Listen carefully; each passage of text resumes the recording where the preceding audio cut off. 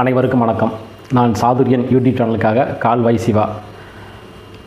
நண்பர்களே, இன்றைக்கி இந்தியாவோட சுதந்திர தின விழா இன்றைக்கி நடைபெறுது. அனைவருக்கும் முதலில் சுதந்திர தின வாழ்த்துக்களை தெரிவித்துக் கொண்டு, இந்த சுதந்திரத்திற்காக பாடுபட்ட விடுதலை போராட்ட வீரர், சத்தியாகிரகம் போராட்டம் செஞ்சவர், பெல்லாரி, அலிபுரா போன்ற சிறைச்சாலைகளில் பல மாதங்கள் சிறை தண்டனை அனுபவித்து பின்னர் தாய்நாட்டிற்கு திரும்பி மீண்டும் மக்கள் பணி செய்த ஒரு மிகப்பெரிய மறைக்கப்பட்ட ஒரு சுதந்திர போராட்ட வீரரை பற்றி தான் இன்றைக்கி பேச போகிறோம். அவர் எங்கே பிறந்தார், எந்த ஊரில் பிறந்தார், அவர் என்னென்ன நாட்டுக்காக என்னென்ன பண்ணிக்கிறாரு, அவருக்கும் நேதாஜிக்குமான தொடர்பு, அவருக்கும் காந்திஜிக்குமான தொடர்பு அப்படிங்கிறத பற்றி தான் இன்றைக்கி நான் உங்ககிட்ட பகிர்ந்தளிக்கிற போகிறேன். ஏன்னா இன்றைக்கி சுதந்திர தினமாக இருக்கிறதுனால அப்படி ஒரு வெளியே தெரியாத ஒரு மனிதரை நாம் அந்த உலகத்துக்கு அடையாளப்படுத்தணும் அப்படிங்கிறதுக்காக நான் இன்றைக்கி அதை பற்றி உங்கள்கிட்ட பேச போகிறேன். தூத்துக்குடி மாவட்டம் ஸ்ரீவைகுண்டம் தாலுகா பக்கத்தில் உள்ள ஸ்ரீவைகுண்டத்துலேருந்து ஒரு 5 கிலோமீட்டர் தொலைவில் உள்ள பேரூர் கிராமம். இந்த பேரூர் கிராமத்தில் தளவாய்சாமி தேவர், பத்ரகாளி அம்மாள் இந்த தம்பதிக்கு 1896ஆம் ஆண்டு ஜூன் 7ஆம் தேதி ஒரு குழந்தை பிறக்குது. அந்த குழந்தைக்கு பெயர் தான் செந்தில் பெருமாள். அப்போதைக்கு அவருக்கு செந்தில் பெருமாள்னு பேர் இருந்திருக்கு. பிற்காலத்தில் அவருக்கு செந்தில் பெருமாள் தேவர் அப்படிங்கிறது ஒரு வயது மூப்பின் காரணமாக செந்தில் பெருமாள் தேவர் என்று அழைக்கப்பட்டிருக்கிறாரு. இவர் அந்த ஸ்ரீவைகுண்டம் அருகே உள்ள பேரூரில் பிறந்து வளர்ந்து ஒரு தேசப்பற்று நிறைந்த அந்த பகுதி ஸ்ரீவைகுண்டம் என்பதற்கு இவரை போன்ற மனிதர்கள் தான் சான்று. ஏன்னா பசுமன் முத்துராமலிங்க தேவர் கூட சுதந்திரம் அடைவதற்கு முன்னாடி அடிக்கடி ஸ்ரீவைகுண்டத்தில் வந்து பொதுக்கூட்டங்கள் நடத்திருக்கிறாரு. கால்வாயில் நடந்திருக்கு, வெள்ளூரில் நடந்திருக்கு, புதுக்குடியில் நடந்திருக்கு. இதே மாதிரி பக்கத்து கிராமங்கள்லாம் ஸ்ரீவைகுண்டத்தில் நடந்திருக்கு. அதனால் இந்தியாவுடைய விடுதலை விரும்பக்கூடிய நபர்களில் ஒரு பெரும்பான்மையான மக்களாக ஸ்ரீவைகுண்டம் பகுதியில் உள்ளவங்க இருந்திருக்காங்க. ஸோ அந்த அடிப்படையில் அதனால் என்னவோ ஸ்ரீவைகுண்டம் பகுதியில் வந்து போராட்டத்தில் கலந்துக்கிடணும் அப்படின்ட்டு செந்தில் பெருமாள் தேவர் அதுக்கு ஆயத்தமாக வருகிறாரு. அதன் அடிப்படையில் ஸ்ரீவைகுண்டத்தில், அதாவது காந்திஜி சொல்கிறார், சத்தியாகிரகம் போராட்டம் எல்லா பகுதியிலையும் எல்லோரும் பண்ணுங்கன்னு சொல்லி காந்திஜி சொன்ன உடனே அவரோட ஆணைப்படி 1940ஆம் ஆண்டு சத்தியாகிரகம் போராட்டத்தை ஸ்ரீவைகுண்டத்தில் ஆரம்பிக்கிறார் செந்தில் பெருமாள் தேவர். அதுக்கப்புறமா 1941ஆம் ஆண்டு அப்போதைக்கு ஸ்ரீவைகுண்டம் தாலுகாவில் இருந்த ஆறுமுகநேரி, இப்போ தனி இடமா இருக்குது, அப்போதைக்கு ஸ்ரீவைகுண்டம் தாலுகாவில் இருந்த ஆறுமுகநேரியில் அதே மாதிரி சத்தியாகிரக போராட்டத்துக்கு போய் காங்கிரஸ் கொடியோட கோஷமிட்டு அந்த போராட்டத்தில் ஈடுபட்டதுனால அங்கே அவர் கைது செய்யப்படுகிறார். இப்படி தொடர்ச்சியாக சத்தியாகிரக போராட்டம், காந்திஜி என்ன ஒரு போராட்டம் அறிவிச்சாலும் அதுக்கு முதலாக போய் நிற்கிறது, அந்த பகுதி மக்கள்கிட்ட வந்து சுதந்திரத்தை பற்றி பேசுகிறது அப்படின்னு சொல்லி தொடர்ச்சியாக சுதந்திரத்துக்காக கடுமையான ஒரு உழைப்பை மேற்கொண்டு அந்த விடுதலை அடையணும் அப்படிங்கிற ஒரு வேட்கையோடு தொடர்ந்து களமாடி இருக்கக்கூடியவர் தான் ஐயா செந்தில் பெருமாள் தேவர். அதுக்கப்புறம் பார்த்தீங்க அப்படின்னா திருநெல்வேலி ஜில்லாவில் உள்ள, அதாவது 1942ஆம் ஆண்டு தனிநபர் சட்ட மறுப்பு அந்த இயக்கத்தில் சேர்ந்து திருநெல்வேலி ஜில்லாவில் உள்ள 8 தாலுகாவுக்கும் நடைபயணமாக சென்று பாத யாத்திரை சென்று அங்கே அந்த தனிநபர் சட்ட மறுப்பு இயக்கத்துக்கான பணிகளை செஞ்சுட்டு அதுக்கப்புறமா சென்னையில் வச்சு அவர் கைது செய்யப்படுறாரு.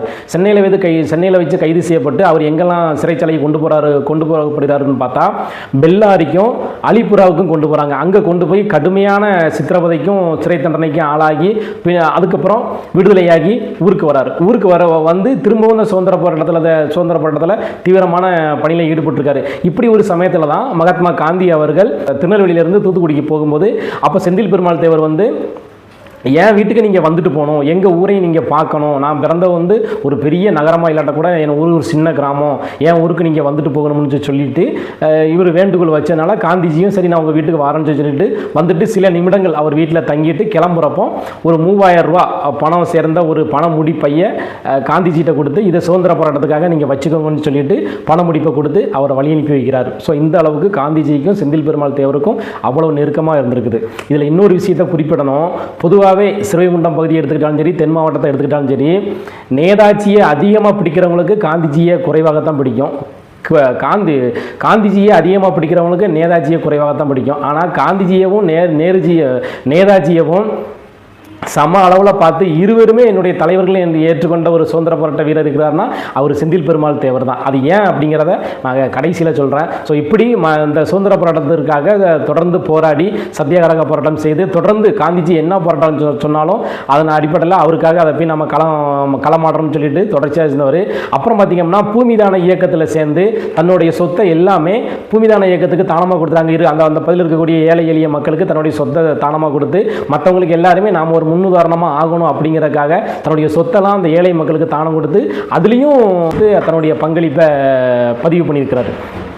ஸோ இப்படி தொடர்ச்சியாக ஒவ்வொரு போராட்டமும் ஒவ்வொரு வகையான ஒரு விடுதலை போராட்டத்திலையும் அவருடைய பங்கெடுத்து இந்த தேசத்துக்காக நிறைய பணிகளை செஞ்சு கடைசியாக இந்தியா விடுதலை அடைந்த பிறகு அவர் செய்த மிகப்பெரிய காரியம் என்னன்னு சொல்லி கேட்டிங்க அப்படின்னா, ஒரு கோவில் அப்படின்னா அங்கே கடவுளை தான் வச்சு வழிபடுவாங்க. அது பிள்ளையார், முருகர், சிவன் இப்படிலாம் வச்சு வழிபடலாம். ஆனால் சுதந்திர போராட்ட தியாகியாக இருந்த செந்தில் பெருமாள் தேவர் அவர்கள் இந்தியாவிலேயே யாரும் செய்யாத ஒரு விஷயத்தை செஞ்சுருக்கிறாரு. அது இன்றைக்கி நிறைய பேருக்கு தெரியாது. அது என்னென்னு கேட்டிங்க அப்படின்னா, தூத்துக்குடி மாவட்டம் ஸ்ரீகுண்டம் தாலுகாவில் உள்ள அந்த பேரூர் கிராமத்தில் அவரோட சொந்த இடத்துல ஸ்ரீ சுந்தர விநாயகர் அப்படின்னு ஒரு கோயிலை அவரே கட்டுறாரு. இந்த செந்தில் பெருமாள் தேவரே அவரே அந்த கோயிலை கட்டி அந்த கோயிலில் விநாயகருக்கு சிலை வச்சு பிரதிஷ்டை பண்ண மாதிரி நேதாஜி சுபாஷ் சந்திரபோஸுக்கும் மகாத்மா காந்தி அவர்களுக்கும் சிலை வைத்து வணங்கியிருக்கிறாரு. இது எவ்வளோ பெரிய விஷயம்னு பாருங்கள். ஒரு விடுதலை போராட்ட வீரர் தான் தலைவனாக தேர்ந்தெடுக்கப்பட்ட 2 தலைவர்களை வைத்து தெய்வத்துக்கு இணையாக அந்த கோவிலில் வைத்து அவரையும் வணங்கியிருக்கிறார்கள் என்றால் அவருடைய அந்த தேசப்பற்று அந்த தேசப்பற்றுக்கு இன்னைக்கு நாம் என்ன விலை கொடுத்தாலும் தக்கும். ஏன்னா அந்த அளவுக்கு அவர் ஒரு உணர்வுபூர்வமாக இந்த நாட்டுக்காக நிறைய பணிகளை செய்திருக்காரு. அப்படிப்பட்ட செந்தில் பெருமாள் தேவர் அவர்கள் அந்த கட்டிய கோயில் இன்றைக்கும் பேரூரில் இருக்குது. என்ன அது கொஞ்சம் சிதிலம் அடைந்து இருக்குது. அது அரசாங்கம் கவனத்தில் எடுத்து அது ஒரு இந்து கோயில் அப்படின்னு இல்லாமல் ஒரு சுதந்திர போராட்ட தியாகி கட்டினது. அதில் தேசத்திற்காக பாடுபட்ட காந்திஜியோட சிலையும் நேதாஜியோட சிலையும் இருக்குது. அந்த அடிப்படையிலேயாவது அதை புனரமைச்சு அது ஒரு நினைவு சின்னமாக ஆக்கினா, இந்த நினைவு சின்னமாக ஆக்கினா எல்லாருக்குமே இந்த செந்தில் பெருமாள் தேவருடைய வரலாறு தெரியும் அப்படிங்கிறத இந்த காணொலி மூலமாக அந்த அரசாங்கத்துக்கு நான் தெரியப்படுத்திக்கிறேன். குறிப்பாக ஸ்ரீவைகுண்டம் சட்டமன்ற உறுப்பினர் திரு சரவணன் அவர்களுடைய கவனத்தில் எடுத்து அந்த கோயிலை புனரமைச்சு அது அந்த ஸ்ரீவைகுண்டம் பகுதியில் இருக்கக்கூடிய மக்களுக்கு சுதந்திர போராட்ட வீரர் செந்தில் பெருமாள் தேவரோட நினைவாக அதை புதுப்பிச்சு கொண்டு வரணும் அப்படிங்கிறத ஒரு கோரிக்கையாக வச்சுக்கிட்டேன். அதுக்கப்புறம் பார்த்தீங்க அப்படின்னா 1964 ஜூன் 11 அவர் மரணம் அடைஞ்சிறாரு செந்தில் பெருமாள் தேவர். தொடர்ச்சியாக மக்களுக்காக பாடுபட்டு சிறை சென்று, அதுவும் பாருங்கள், தமிழ்நாட்டில் கைது செய்யப்பட்ட ஒரு மனுஷரை பெல்லாரி சிறையிலையும் அலிபுரா சிறையிலையும் கொண்டு வச்சுருக்காங்க. சிறுவைகுண்டத்தில் பிறந்த ஒரு சுதந்திர போராட்ட வீரர் பெல்லாரி சிறையில் போய் இருந்திருக்காரு அப்படின்னா மக்களுக்காக தான் இருந்திருக்காரு. அப்படிப்பட்ட மக்களுக்காக போராடிய மண் சிறுவைகுண்ட மண் என்பது இவரை போன்ற மனிதர்களே அடையாளப்படுத்தினால்தான் எல்லோருக்கும் ஒரு வரலாறு தெரியும். அப்படிங்கிறதுக்காக இந்த சுதந்திர தினத்தில் இந்த பதிவை நான் உங்களுக்காக வர்றேன். தொடர்ந்து செந்தில் பெருமாள் தேவரை போல பல சுதந்திர போராட்ட வீரர்கள் இங்கு மறக்கப்பட்டிருக்கிறார்கள். அவர்களையெல்லாம் தொடர்ந்து இந்த நம்ம சாதுர்யன் யூடியூப் சேனல் மூலமாக ஒவ்வொருத்தரையாக நம்ம வரிசைப்படுத்துவோம். அதன் மூலமாக அரசாங்கத்துடைய கவனத்துக்கு கொண்டு போய் அவங்களுடைய நினைவாக ஏதாவது ஒரு நினைவு சின்னம் வைக்கணும் அப்படிங்கிறத ஒரு கோரிக்கையாக இதன் மூலமாக வச்சுக்கிட்டு இன்றைய சுதந்திர தினத்தில் இருக்கக்கூடிய அனைவருக்கும் மீண்டும் ஒரு முறை சுதந்திர தின வாழ்த்துக்களை தெரிவித்துக் கொண்டு உங்களிடமிருந்து விடைபெறுகிறேன். நன்றி, வணக்கம்.